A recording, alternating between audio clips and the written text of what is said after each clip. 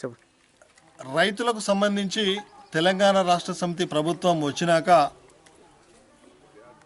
ఏదో అద్భుతాలు జరుగుతాయని చెప్పి రైతులు కలలు కన్నారు. పూర్తిగా రైతు వ్యతిరేక ప్రభుత్వంగా ఒక ముద్ర పడ్డది ఈ ప్రభుత్వానికి. ఈరోజు 4 సంవత్సరాలు అవుతుంది.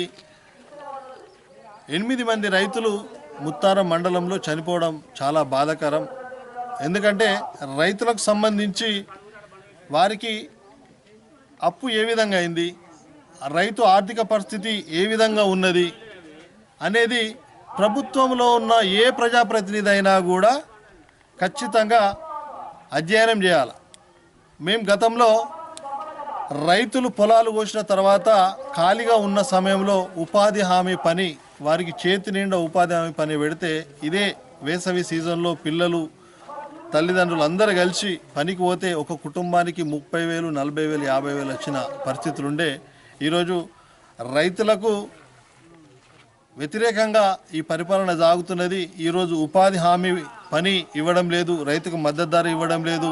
ఈరోజు ఏదైతే కౌలు రైతులకు సంబంధించి రుణాలు ఇవ్వడం లేదు, వాళ్ళని కౌలు రైతులకు సంబంధించి ప్రమాదకరం అని చెప్పి ముఖ్యమంత్రి అంటున్నారు.